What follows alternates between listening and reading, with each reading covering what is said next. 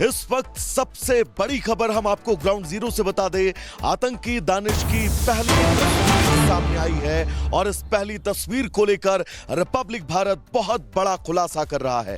दरअसल दानिश को आज दिल्ली की पटियाला हाउस कोर्ट में पेश किया जाएगा और पेश किए जाने के बाद एनआईए दानिश की रिमांड ले सकती है।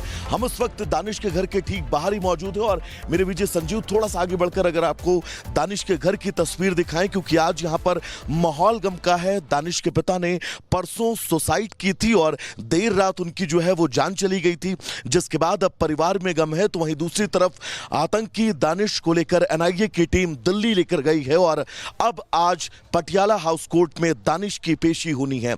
ये तस्वीर दानिश के घर की हम आपको दिखा रहे हैं।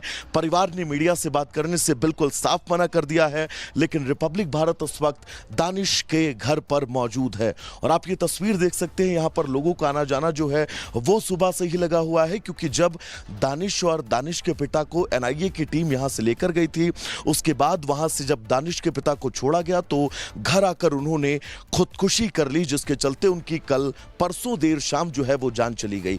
कल मिट्टी हुई है और उसके बाद आप देख सकते हैं घर में जो है वो लगातार आस पड़ोस के लोग जो हैं वो आ जा रहे हैं। लेकिन फिलहाल बड़ी खबर ये है कि दानिश को आज दिल्ली की पटियाला हाउस कोर्ट में पेश किया जाना है। एक एक तस्वीर रिपब्लिक भारत ग्राउंड जीरो यानी कि अनंतनाग से आप तक पहुंचा रहा है। दानिश को लेकर जो खुलासे हुए हैं उन खुलासों के जरिए आप समझिएगा। संजीव, आप तस्वीर लगातार दिखाते रहिए, क्योंकि दानिश इसी घर में रहता था और इस घर से ही दानिश को एनआईए की टीम लेकर गई थी।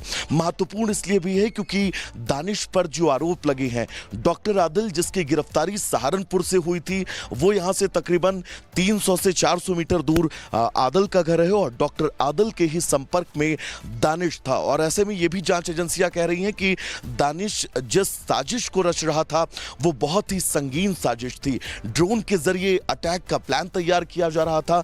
न सिर्फ प्लान बल्कि वो इस प्लान को एग्जीक्यूट करने की पूरी तैयारी लगभग कर चुका था और यही वजह है कि जांच एजेंसियों ने दानिश को इस अनंतनाग वाले इस घर से परसों उठाया है। मेरे विजय संजीव एक बार अगर आपको तस्वीर दिखाए तो ये रास्ता जो है वो दानिश के घर जाता है, जिस दानिश को एनआईए की टीम ने परसों यहां से उठाया था। देखिए अब तमाम लोग जो हैं वो दानिश के घर से लौट रहे हैं, उनसे भी हम बात करेंगे। चाचा, क्या नाम है आपका? मोहम्मद यूसुफ। अच्छा, दानिश के ऊपर जो आरोप लगे हैं, इन आरोपों पर आप क्या कहेंगे? हमें खाली इतना ही पता है कि दानिश एक स्कूल बच्चा है, वो कॉलेज में पढ़ रहा था।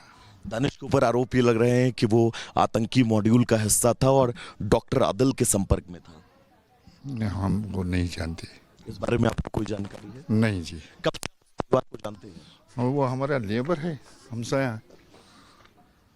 और दानिश के पिता को आप कब से जानते हैं? और दानिश के पिता तो हमारा क्लोज एक नेबर है। अच्छा, क्लोज नेबर है आपके। जो आरोप लग रहे हैं, क्योंकि बहुत संगीन आरोप हैं, आतंकी गतिविधि में शामिल होने के आरोप, इन पर आपका क्या कहना है? बस मैं यही कहूँगा कि हमारे ख्याल से बेबुनियाद है। तो देखिए, आसपास के जो लोग हैं जो दानिश के घर पर पहुंच रहे हैं, उनका ये कहना है कि दानिश को जो है वो फंसाया जा रहा है। लेकिन जांच एजेंसियों ने जो संगीन आरोप लगाए हैं उन आरोपों की गंभीरता को समझना होगा। कुछ लोग और हमारे साथ, उनसे भी हम बात करेंगे जो लगातार दानिश के घर पर पहुंच रहे हैं। चाचा, क्या नाम है आपका? क्या नाम है आपका? तो देखिए, कुछ लोग जो है वो बात करने से यहां पर बचते हुए नजर आ रहे हैं, लेकिन दानिश के घर की तस्वीर मेरे विजय संजीव एक बार थोड़ा सा आगे आए, क्योंकि दानिश पर जो आरोप लग रहे हैं कि कैसे वो ड्रोन अटैक की तैयारी कर रहा था, ड्रोन मटेरियल तैयार कर रहा था और कोशिश ये थी, जैसा कि आपने देखा होगा हमास और गाजा में तमाम लोग जो है वो ड्रोन अटैक को लेकर किस तरह से तैयार रहते हैं, कैसी उनकी तैयारी रहती है और कैसे बिना किसी क्षति के किसी बड़े धमाके को अंजाम देना, ये वो तमाम साजिशें थी जिन साजिशों का हिस्सा दानिश को बताया गया है। और अब एनआईए आज दानिश को पटियाला हाउस कोर्ट में जो है वो पेश करने वाली है। कुछ लोग और भी हमारे साथ जुड़े हुए हैं। आपका नाम क्या है? आपका क्या नाम है? बशीर। अच्छा बशीर जी, दानिश को आप जानते हैं? नहीं मैं इस इलाके का नहीं।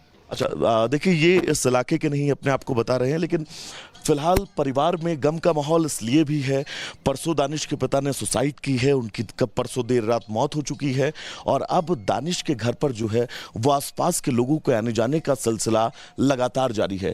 भाई साहब एक बार आप बात करिएगा, क्या नाम है आपका?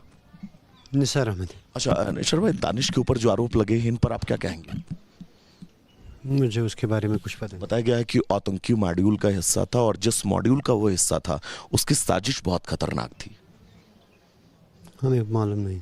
आप परिवार से ताल्लुक रखते हैं? नहीं, परिवार नेबर है सर। पड़ोसी हैं आप। दानिश की दोस्ती आसपास के लोगों से कैसी थी? कैसा आप लोगों के साथ उसका व्यवहार था? कैसा संबंध था? बहुत अच्छा लड़का है। अच्छा लड़का है।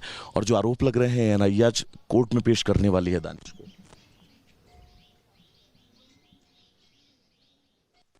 क्या बताएंगे उसमें? आदिल के संपर्क में था वो, क्योंकि आदिल का भी घर यहाँ से थोड़ी सी दूर पर है। वो तो पता नहीं सर। तो देखिए यहाँ पर जो दानिश के घर के बाहर लोग मौजूद हैं, जो उनके पड़ोसी इस वक्त घर पर पहुंच रहे हैं, उनका ये कहना है कि दानिश को लेकर उनको जितनी जानकारी है वो जानकारी यही है कि दानिश ऐसी किसी भी गतिविधि में इन्वॉल्व नहीं था।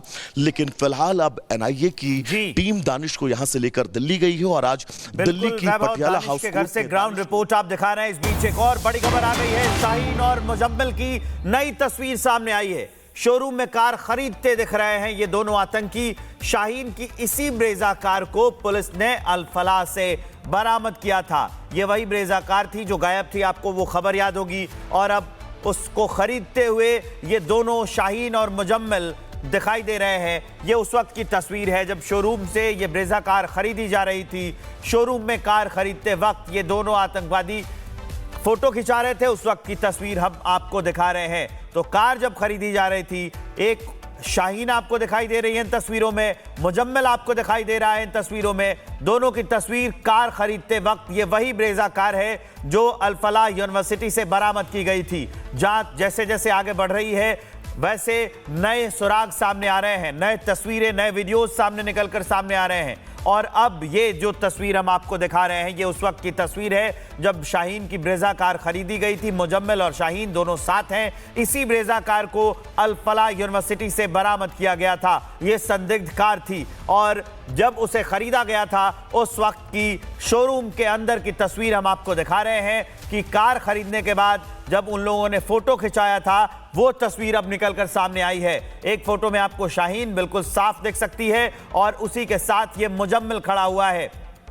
ये तस्वीर हम आपको दिखा रहे हैं और ये 25 सितंबर की बताई जा रही है। इसी साल 25 सितंबर 2025 की ये फोटो है जब कार खरीदी गई थी। मुजम्मिल और शाहीन दोनों उस कार के आगे खड़े हैं। नई कार खरीदी गई थी और उस वक्त जो फोटो खिंचाई गई थी वो तस्वीर हम आपको दिखा रहे हैं। ब्रेजा कार है, 25 सितंबर 2025 की फोटो है। इसी कार को, शाहीन की इसी कार को अल-फलाह यूनिवर्सिटी से बरामद किया गया था।